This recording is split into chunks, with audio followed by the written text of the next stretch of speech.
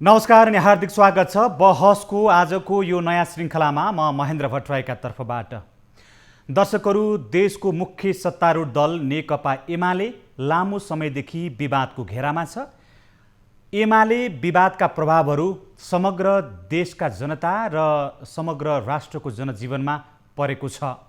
सत्ताको नेतृत्व गर्ने दल आन्तरिक टकरावमा फसिरहेका कारणले आम जनताका दैनिक समस्याहरूमा सरकारले प्रभावकारी रूपमा काम गर्न सकिराखेको छैन भने बाँकी राजनैतिक दलहरू जब जनता सङ्कटमा रहन्छन् त्यो बेला जनतालाई अभिभावकको भूमिकामा रहनुपर्ने दलहरू पनि सत्ता फेरबदलको खेलमा सहभागी भएका छन्। यसको मूल कारण भनेको सुरुवाती चरणमा नेकपामा देखिएको विवाद र त्यसको निरन्तरता एमाले भइसक्दाखेरि पनि, अदालतले एमाले र माओवादी अलग गरिसक्दाखेरि पनि एमालेमा त्यो विवाद निरन्तर चलिराखेको छ।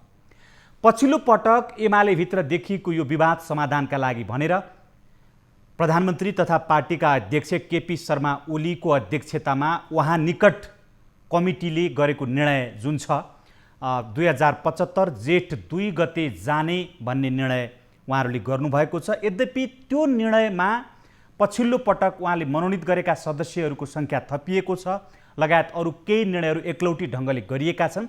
यसबाट के एमालेमा लामो समयदेखि रहँदै आएको विवाद समाधान हुन्छ या समस्या जिउका त्यउ छ? यो विषयको सेरोफेरोमा केन्द्रित रहेर आजको बहसमा हामी कुराकानी गर्नेछौँ।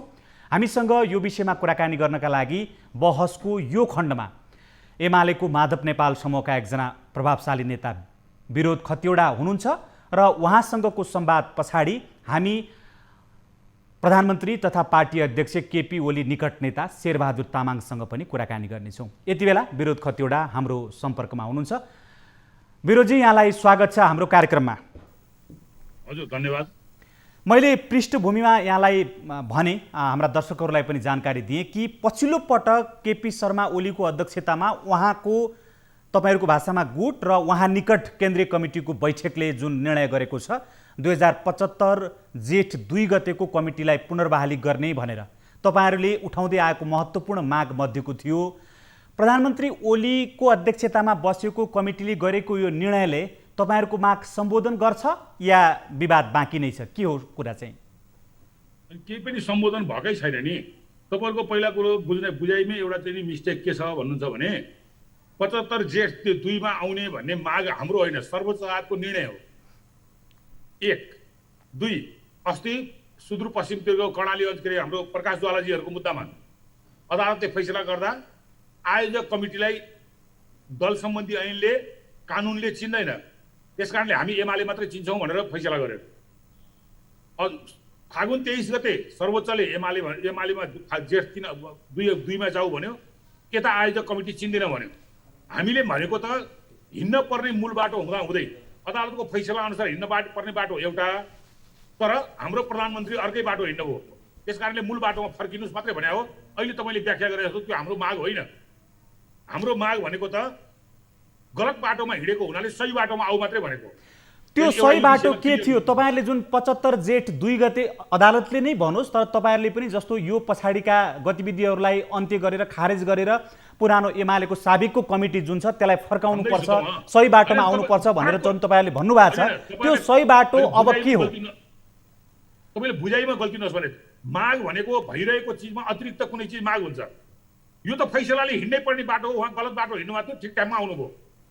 यो उहिले नै हिँड्नु पर्थ्यो, माग राख्नुपर्ने विषय नै होइन। यो सर्वोच्चको फैसला सँगसँगै एमालेको जेठ 2 को बैठक राखेर अगाडि बढ्नु पर्थ्यो। उहाँ अर्कै बाटो हिँड्नुभयो, ठिक बाटोमा आउनुहोस् भने आउनुभयो। त्यसकारणले हामीले उठाएको माग पुरा गर्यो भन्ने ढङ्गको जुन तपाईँको कुरो हो, हामी त गलत बाटोमा हिँडेको ठाउँ ठिक ठाउँमा हिँड, सर्वोच्चको फैसला अनुसार हिँड मात्रै भने हो हामीले। अब बाँकी रह्यो यो सर्वोच्चको फैसला अनुसार हिजो उहाँले जुन निर्णय गर्नुभएको छ त्यो अनुसार भयो या भएन? त्यसो भए होइन, 2 मा आउने कुरो सर्वोच्चको फैसला अनुसार आउनुभयो, त्यो आउनुभयो। हाम्रो माग अनुसार होइन कि फैसला अनुसारै आउनु पर्थ्यो। यति दुईटा फरक बुझ्दैछु। एक अर्को कुरो, आयोजक कमिटीलाई सर्वोच्च अदालतले अवैध भनेको छ। हिजो उहाँहरू अवैध कमिटीको बैठक बस्नुभयो। जुन आयोजक कमिटीलाई सर्वोच्चले अवैध भनेको छ त्यो अवैध कमिटीको बैठक बस्नुभयो। 1 2 त्यो अवैध कमिटीको बैठक बसेर 20-25 जनालाई उहाँले मनोनित गर्नुभयो। जबकि भोलि 18 गते नेकपा एमालेको जेठ 2 को बैठक बस्दैछ। हामी त्यसमा राजी छौँ भन्ने, अनि अवैध कमिटीको बैठक राखेर 24 घण्टा अगाडि 20औं-30औं जनालाई हामीसँग सल्लाह नगरिकन मनोनित गर्ने। अनि यो जालझेलपूर्ण कपटपूर्ण काम हो कि नि हो। जेठ 2 भनेको शुद्ध एमालेको त्यो बेलाको जेठ 2 को एमालेको केन्द्रीय कमिटीको बैठक बस्ने हो। अहिले अब यहाँ उहाँले हिजो थपेको मान्छे समेतको बैठक हो, अब त्यो एमालेको बैठक हो त्यो हो। त्यस कारणले मैले भन्न खोजेको जतिसुकै जेसुकै गरे नि जाल झेल कपट गर्ने कामबाट उहाँहरू मुक्त हुनुभएको छैन। त्यस कारणले भोलिको बैठकमा हामी जाँदैनौँ भनेर हामीले डिक्लेयर गरिसक्यौँ। यसमा जाल झेल या षड्यन्त्र कुन कुन के गर्न खोजिएको होला? किन तपाईँहरूलाई छलफलै नगरेर 23-24 जनालाई मनोनित गर्ने काम गरिएको छ? तपाईँहरूले यसको विश्लेषण गर्दाखेरि चाहिँ केपी ओलीको उद्देश्य के हो?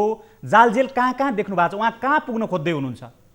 उद्देश्य भनेको पार्टी कमिटीको बैठक छलफल गरेर को मान्छेलाई कसरी मनोनित गर्ने, के गर्ने परम्परा यो हो, गर्नुपर्ने यो। उहाँले खल्तीबाट झिकेर मनोनित गर्ने 24 घण्टा अगाडि, त्यो पनि 18 गते बैठक बोलाउने अनि 16 गते बैठक बसेर खल्तीबाट मान्छे मनोनित गर्ने, अनि त्यो समेत मान्छे बोकेर ल्याएर ल यसलाई हुन्छ भनेर सदर गर्दै सिग्नेचर गर्दै मैले राखेँ मान्छे सबै भनेर भन्ने। त्यसमा के व्याख्या गरिनुपर्छ र यसमा पनि थप केही?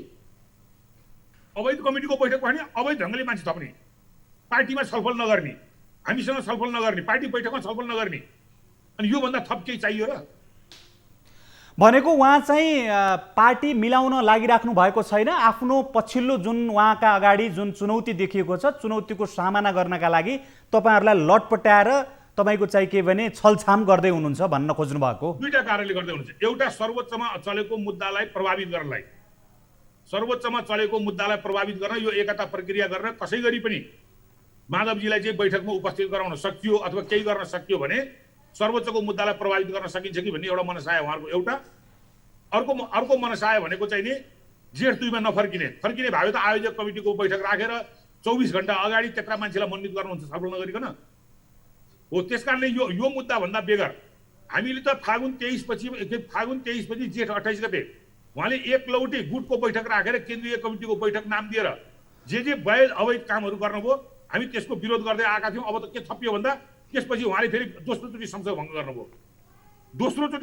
गर्नुभयो, त्यसको विरुद्धमा पनि संसद पुनर्स्थापनालाई हामी मुद्दामा गएका छौँ। यो गल्ती उहाँले रियलाइज गर्ने कि नगर्ने? त्यसपछि पार्टीभित्र दुईटा क्षमता एकदम सशक्त ढङ्गले तयार भयो, दुईटा एक अर्थमा विद्रोही ग्रुप तयार भयो, एक अर्थमा दुईटा पार्टी सरह भयो। भनेपछि अब आउने दिनमा एकीकृत भएपछि कसरी जाने भन्ने कुरो चाहिँ बाहिर बसेर पहिला छलफल गर्नुपर्छ।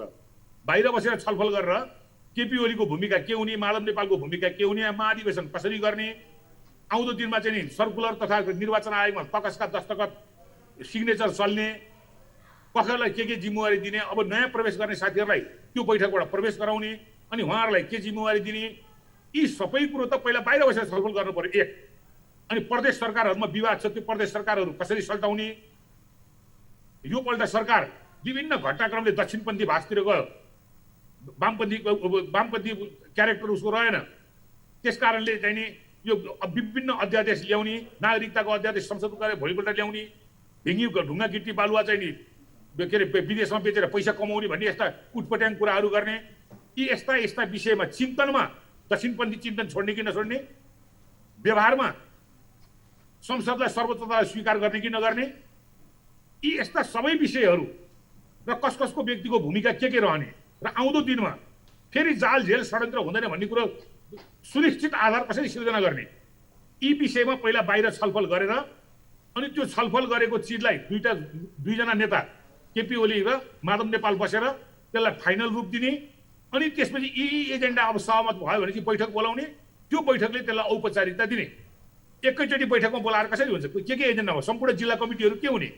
तपाईहरूको तर्फबाट 4 जना नेताहरू र ओलीका तर्फबाट पनि 4 जना नेताहरूले यही अहिले तपाईँले भनेको मोडेलमा निरन्तर छलफल गरिराख्नु भएको थियो।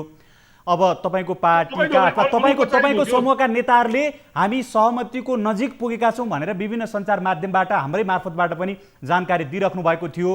अनि यो तपाईँहरूको पक्षबाट वार्तामा सहभागी भएका मानिसहरूको पनि बटम लाइन यही थियो जो चाहिँ ओलीले कार्यान्वयन गर्न खोज्नुभयो।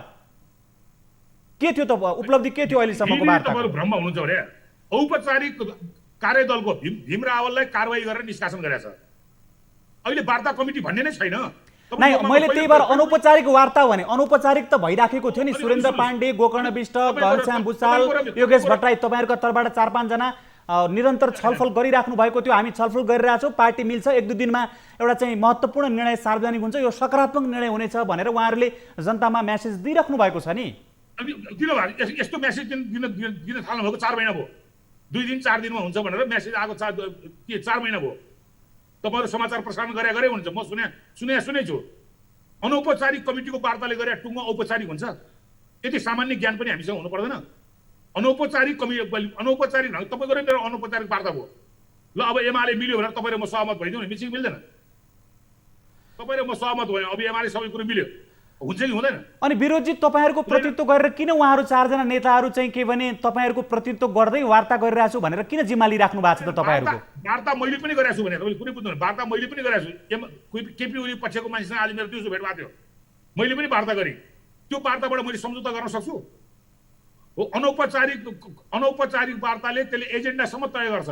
त्यसलाई औपचारिक वार्ता टोली बनाएर त्यसले दस्तावेज तयार गर्नु पर्यो, प्रस्ताव। त्यो प्रस्ताव केपी ओली र माधव नेपालले हेर्नु पर्यो।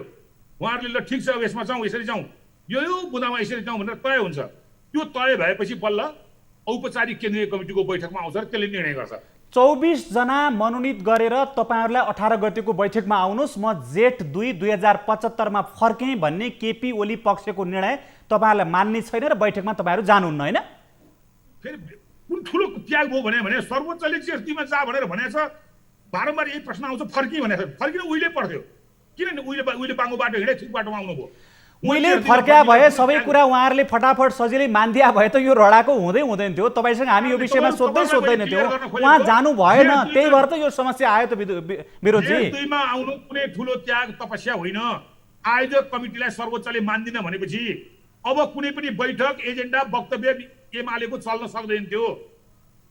आयोजक कमिटीलाई मान्दिन भनेपछि अब के नामबाट बैठक गर्ने, के नामबाट वक्तव्य जारी गर्ने, के नामबाट निर्वाचन आयोगमा भेट्न जाने?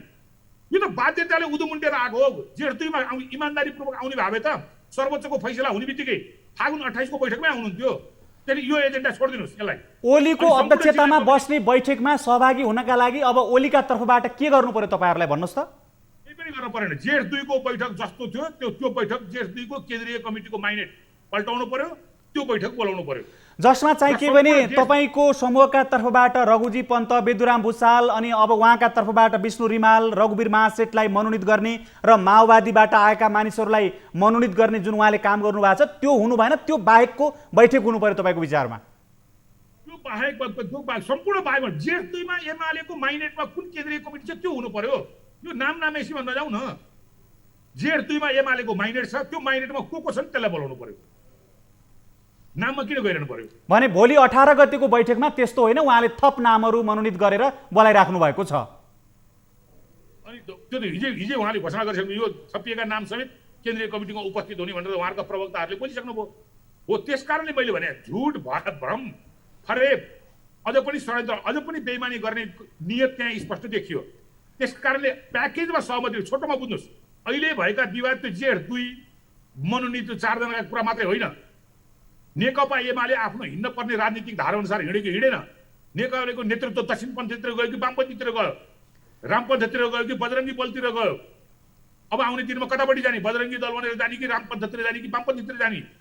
यी यस्ता धेरै कुराहरू हामीले डिसिजन गर्नुपर्ने छ। बारम्बार आएका अध्यादेशहरू, संविधानलाई मिल्ने कुराहरू, दोहोरोचोटि संसद भङ्ग गरेका कुराहरू, यी सबै चिजमा प्याकेजमा सहमति हुनु पर्यो। अनि नेतृत्वको मान्छेहरूको जिम्मेवारी के हो? यो सबै कुरो टुङ्गो बाहिर पहिला छलफल गरेर टुङ्गो गर्नु पर्यो। औपचारिक टोली बनाएर टुङ्गो गर्नु पर्यो। यो अनौपचारिक भने तपाईँ र म गफ गरे जस्तै हो। र अन्तिममा चाहिँ के भने अब जुन तपाईँहरूसँग पनि धेरै विकल्प छैनन्, किनभने अब तपाईँहरूका मानिसहरूसँग तपाईँको समूहमा रहेका नेताहरूलाई पनि फुट र राजगरको स्थितिमा एक एक गरेर केपी ओलीले आफ्नो पक्षमा पारिराख्नु भएको छ। तपाईँको पक्षमा आज खुलेको मान्छे भोलि तपाईँको चाहिँ के भने केपी ओलीको पक्षमा खुलिराख्नु भएको छ। तपाईँहरू खुम्चिँदै पुगिराख्नु भएको छ। तपाईँका माग उहाँले माग नबनाऊ, जुन तपाईँहरूले उठाउनु भएको एजेन्डा छ त्यसलाई सम्बोधन गर्ने उहाँले छाँटकाँट देखाउनु भएको छैन। भविष्य के, अब के हुन्छ? अब क्लियर छ नि, हामी जुन लडाइँ लड्दैछौँ त्यो लडाइँ जित्छौँ। या जित्न दिएन, गरिएन, जबरजस्ती गरियो भने हामी अलग ढङ्गले हाम्रो आफ्नो अस्तित्व बाँच्ने गरी, वामपन्थी आन्दोलन बाँच्ने गरी, नेकपा एमाले कार्यकर्ताहरू जो विधान पद्धति र सिद्धान्त अनुसार हिँड्न चाहन्छन्, जो बजरङ्गी दल बन्न चाहँदैनन्, जो वामपन्थी बन्न चाहन्छन्, रामपन्थी बन्न चाहँदैनन्, हामी ती हिजोका एमाले कार्यकर्ताहरूलाई समेटेर हामी अलग आफ्नो अस्तित्व कायम गरेर हामी अगाडि बढ्छौँ। हस् विरोधजी, यहाँलाई अन्तिमसम्म पनि केपी ओलीले त पुस 5 गतेबाटै पार्टी फोड्न थाले हो, तर अन्तिमसम्म पनि हामी प्रयत्न गरिरहेछौँ। सुध्रिने हो भने मौका छ, त्यो केपी ओलीलाई मौका छ, हो भने मौका छ भनेर दिइरहेछौँ। हस् विरोधजी, समय दिनुभयो, धेरै धेरै धन्यवाद यहाँलाई। हस्, धन्यवाद। साधारण दर्शकहरू, उहाँ हुनुहुन्थ्यो नेकपा एमालेको माधव नेपाल समूहका एकजना नेता विरोध खतिवडा। नेकपा एमालेभित्र लामो समयदेखि जुन मतभेद छ, पछिल्लो पटक केपी शर्मा ओलीले यो विवादलाई समाधान गर्नका लागि भनेर आफ्नो तर्फबाट केही प्रस्तावहरू अगाडि सार्नु भएको छ, बैठक आह्वान गर्नुभएको छ। माधव नेपाल पक्षलाई पनि त्यो बैठकमा सहभागी गराउने उहाँले प्रयत्न गर्नुभएको छ। यो विषयमा केन्द्रित रहेर कुराकानी गऱ्यौँ। एउटा छोटो ब्रेक लिन्छौँ, त्यस पछाडि ओली निकट एकजना नेता शेरबहादुर तामाङसँग ब्रेक पछाडि फेरि उपस्थित हुनेछौँ।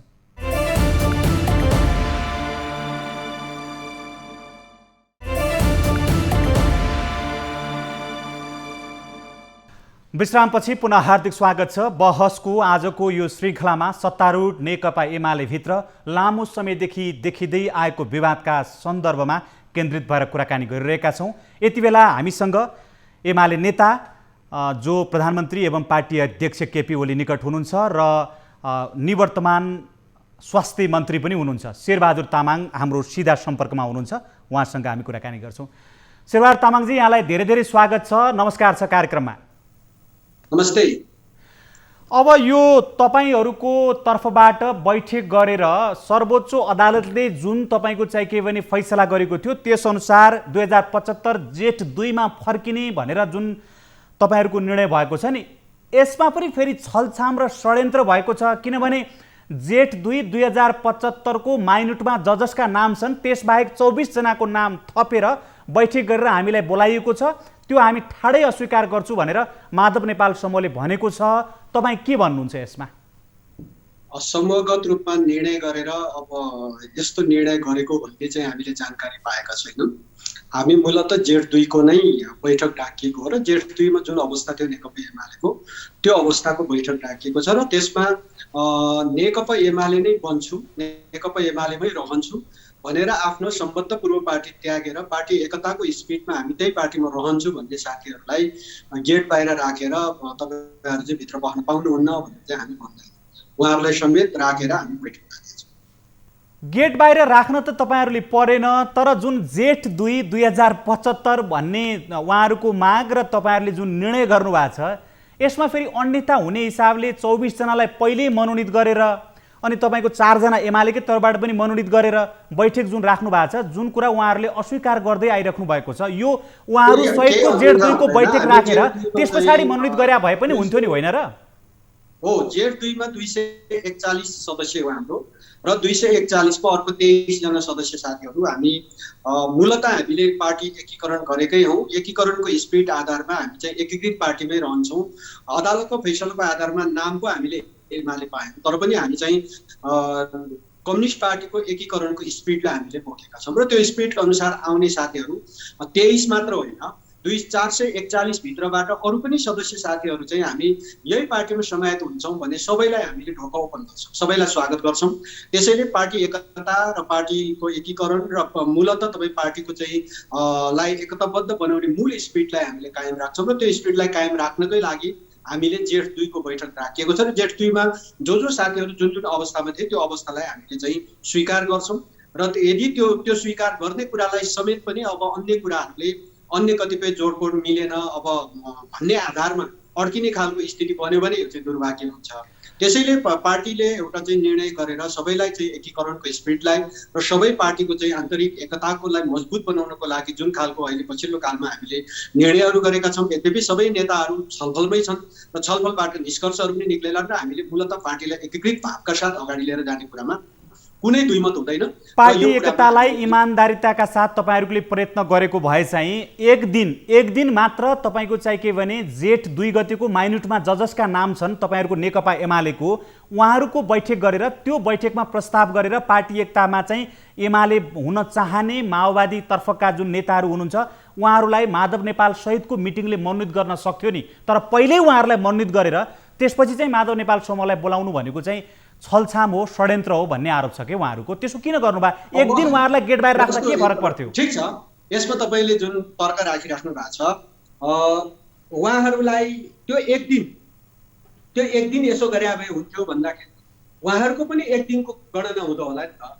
पार्टी एकताको स्पिरिटमा आफ्नो हिजो पूर्व सम्बद्धता सबैलाई त्यागेर जसले तपाईँको चाहिँ नेकपा एमालेको दृष्टिकोण सिद्धान्त र अनि त्यस पछाडि त्यो पार्टीको चाहिँ सङ्गठनात्मक ढाँचाभित्र हामी समाहित हुन्छौँ र पार्टी एकीकरणको स्पिरिटमा हामी अगाडि बढ्न सक्छौँ भनेर दृष्टिकोण राख्नेहरूलाई चाहिँ एक दिनको मान्यता हुँदैन होला र। त्यसो भएको कारणले यस्ता चिजलाई अब हामीले काउन्ट गरेर पार्टी एकता विरोधी ढङ्गले पार्टीलाई एकताबद्ध बनाएर लैजाने जुन चाहिँ अहिलेको जुन अवसर छ, यो अवसरको सदुपयोग गर्ने भन्दा अब यसलाई अन्य ढङ्गले व्याख्या गर्न थाल्यौँ भने हामी काहीँ पुग्दैनौँ। तर यो एकताको स्पिरिटलाई कायम गर्नकै लागि पार्टीले चाहिँ जुन अब पार्टीमा असहमत पक्षका साथीहरूले जुन प्रस्ताव राखिराख्नु भएको छ ती सबै प्रस्तावलाई ओपन गर्दै, ती सबै प्रस्तावलाई स्वीकार गर्दै अगाडि बढिरहेको अवस्थामा सहमति सम्झौता भनेको दुईटै पक्षका बीचमा केही लेनदेन हुने विषय हो। उहाँहरूले जुन तपाईँको माग गर्नुभएको छ कि माओवादी तर्फबाट आउने जो चाहिँ तपाईँको चाहिँ के भने नेताहरू हुनुहुन्छ उहाँलाई चाहिँ मनोनित गर्नै पाइँदैन भनेर उहाँहरूले भन्नुभएको छैन। मात्रै के भन्नुभएको छ भने हामीहरू सहितको बैठकले उहाँहरूलाई मनोनित गर्दा भइगयो नि, तर यो नगर्नु भनेको चाहिँ अर्को फेरि छलछाम गर्ने काम हो भनेर भन्नुभएको छ।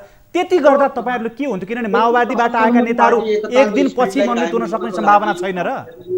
हो, पार्टीले चाहिँ एउटा दृष्टिकोण बनाइसके पछाडि अब त्यहाँ तलपुरे मिलेन कि बाई मात्र मिलेन भनेर अब छलफल गर्न थाल्यौँ भने एकता विरोधी कुरा हो।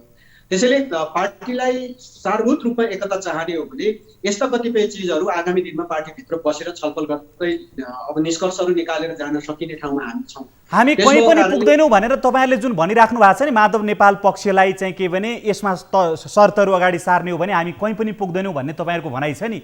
कहीँ पनि त तपाईँको माधव नेपाल मात्रै पुग्ने होइन, तपाईँहरू पनि त पुग्ने स्थिति छैन नि। किनभने विभाजन हुँदा घाटा खाली माधव नेपाल समूहलाई मात्रै हुने, तपाईँहरूलाई नहुने भन्ने कसरी हुन्छ र? हामी न त केपी पक्ष न त माधव पक्ष विपक्ष भएर हामी छलफल गरिरहेका छैनौँ। हामी सिङ्गो रूपमा नेकपा एमालेले कसरी लिएर जान्छ, आगामी दिनमा यो पार्टीलाई एकताबद्ध बनाएर कसरी लिएर जान्छौँ, यो कोणबाट छलफल हो। र यो कोणबाट छलफल गर्ने सन्दर्भमा त उहाँ सबै नेता वास्तवमा नेतृत्वै गर्नुहोस्, पार्टीको नेतृत्व गर्नुहोस्, आउनुहोस् पार्टीलाई नेतृत्व गर्नुहोस्। हामी कार्यकर्ताको त यो भावना होला नि। त्यसले यो भावनालाई समेटेर पार्टी नेतृत्वले, पार्टी अध्यक्षले जुन लचकताका साथ एउटा निर्णयहरू गरेर पार्टी बैठक ढाकिएको छ र जुन पदहरू तपाईँको चाहिँ जेठ 2 मा थियो होला ती सबै पदहरू चाहिँ पुनर्स्थापित हुने ढङ्गले जुन ढङ्गको छलफल गरिएको छ, यो चिजमा समेत पनि अब यहाँ छलफाल देख्ने, यो चिजमा पनि तपाईँको चाहिँ अप्ठ्यारो पो छ कि यहाँ अनेक ढङ्गको चाहिँ शङ्का व्यक्त गर्न थाल्यो भने हामी काहीँ पुग्दैनौँ। त्यसैले शङ्का व्यक्त नगरिकन अब यो अवसरको, यो महत्त्वपूर्ण अवसर हो पार्टी एकता गर्ने र यो अवसरको सदुपयोग सबैले गर्नुपर्छ भन्ने चाहिँ हाम्रो विश्वास हो। तर उहाँहरूले अस्वीकार गरिसक्नुभयो। भोलिको बैठकमा तपाईँले जुन आह्वान गर्नुभएको थियो यो पनि षड्यन्त्र हो भनेर उहाँहरूले यसलाई अस्वीकार गर्नुभयो र बैठकमा सहभागी नहुने भन्ने कुरा घोषणा गरिसक्नुभयो। औपचारिक रूपमा त्यस्तो कुनै आएको छैन र हामीले त्यो कुरालाई हामी सरासर यदि त्यस्तो खालको निर्णय गरेको हो भने त्यो सरासर गलत निर्णय हो।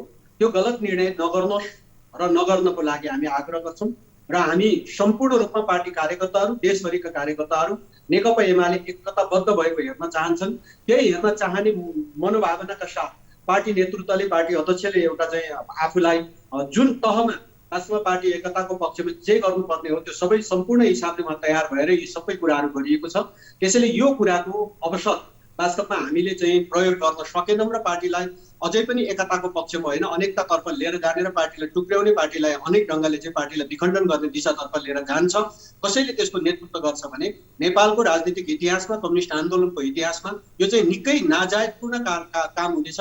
त्यसले यस्तो नगर्नको लागि लाखौँ नेपाली नेकपा एमालेका कार्यकर्ताहरूको आग्रह छ र हामी पनि त्यही आग्रह गरिरहेका छौँ। त्यस्तो खालको निर्णय यदि भएको हो भने म औपचारिक रूपमा त थाहा छैन, तर त्यस्तो निर्णय भएको भने तत्काल सच्याएर भोलिको बैठकमा सहभागी हुने बाहेक छैन।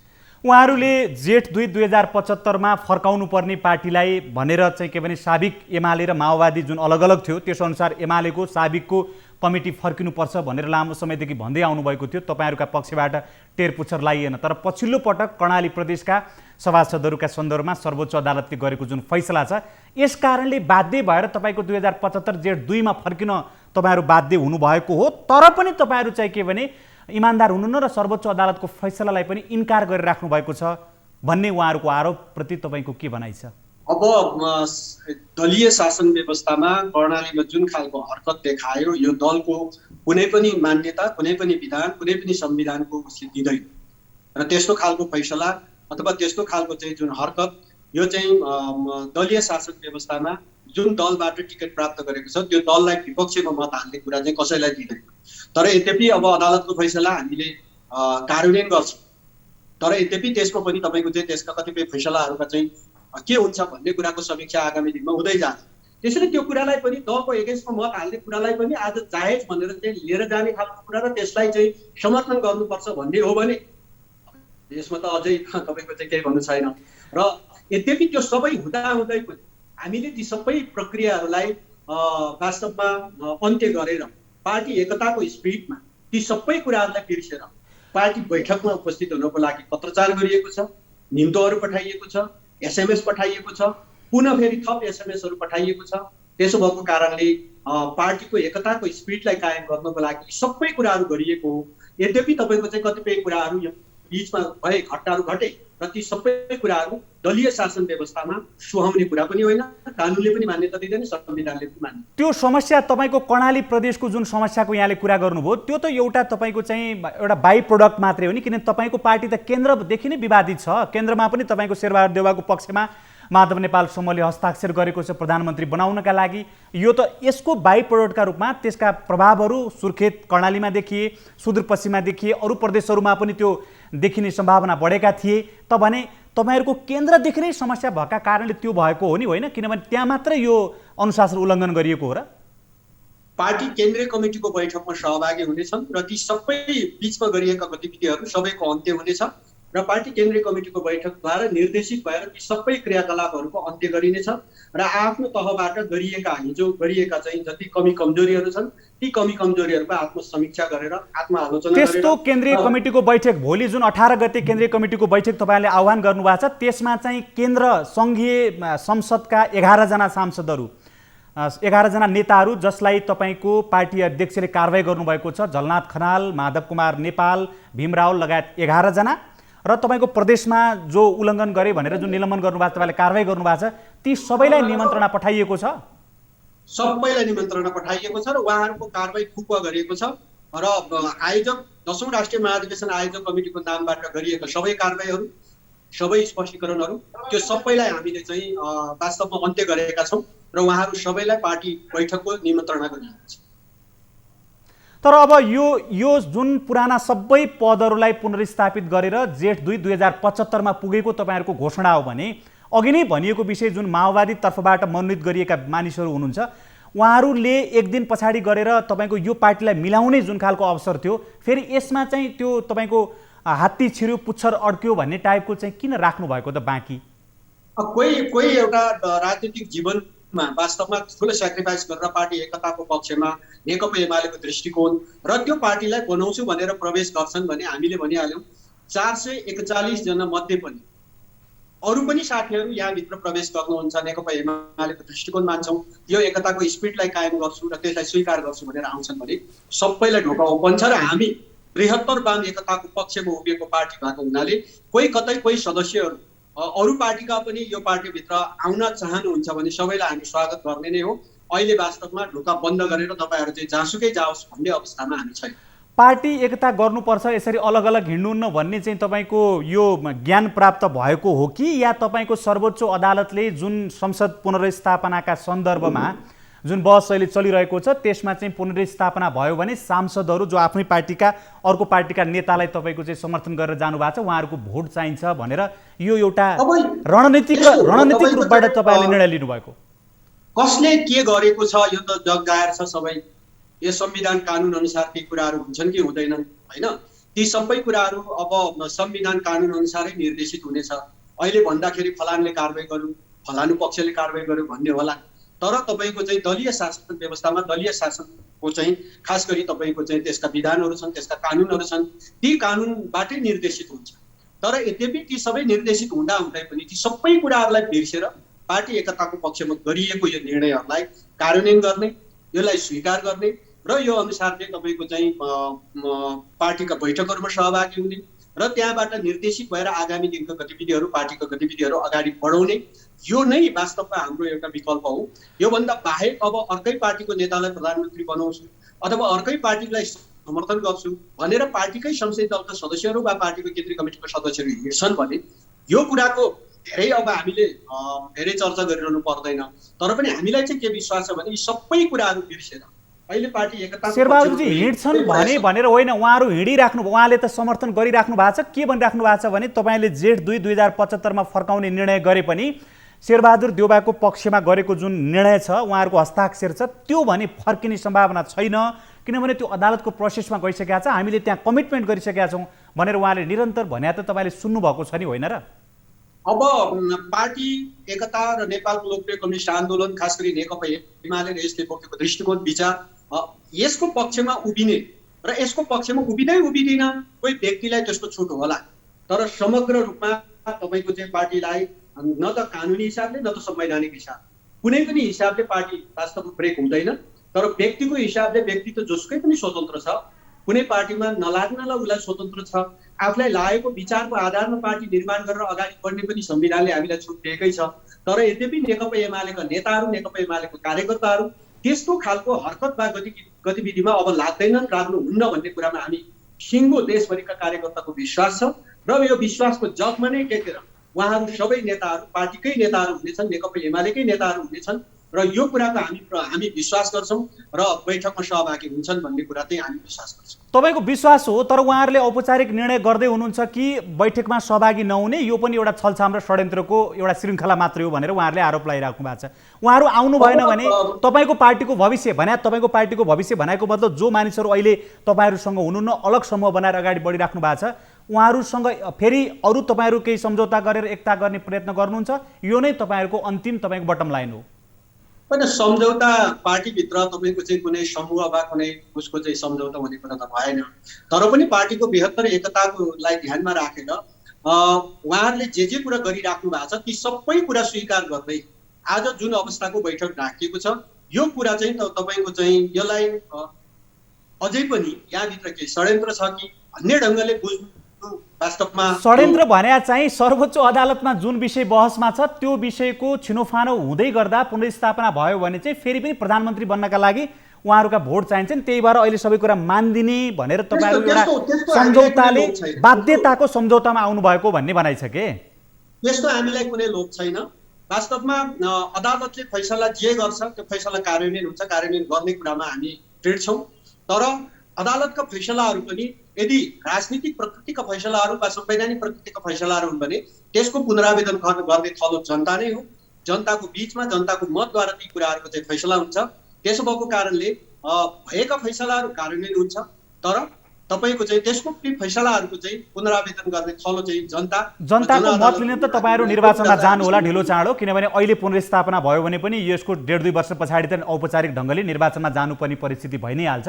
अन्तिममा तपाईँलाई मैले के सोध्न चाहेँ भने भोलिको बैठकमा 18 गतिको बैठकमा माधव नेपाल समूह तपाईँहरूको यो आग्रहका बावजुद सहभागी भएन भने तपाईँको पार्टीको भविष्य के हुन्छ? अहिले हामी भएन भने भन्ने कोणबाट विश्लेषण गरेर उहाँहरू सहभागी हुन्छन् भन्ने कुरामा चाहिँ हामी दृढ विश्वास छ। भने सहभागी नहुने भन्ने कुनै तपाईँले त्यस्तो खालको अविश्वास राख्ने स्थिति अहिलेसम्म बनेको छैन? किन सहभागी नहुनुपर्ने कारण छ? किनभने उहाँहरूले नै जेठ 2 को अवस्थामा पुग्यौँ भने हामी पार्टी एकताको पक्षमा हामी सहभागी हुन्छौँ भनेर बिचमा चाहिँ भनिरहेको र उहाँहरूकै माग अनुसार हामीले चाहिँ त्यो अगाडि बढाएको कारणले अब फेरि तपाईँले अदालतको फैसला वा त्यस पछाडि के हुन्छ भन्ने जुन प्रश्न गरिराख्नु भएको छ नि, यो त मैले भने पार्टीको कुनै नेता वा पार्टीको कुनै कमिटीले गर्नु पर्दैन। स्थापित अहिले भएको संविधान, अहिले भएको कानुन अनुसार भइजाने कुरा हो।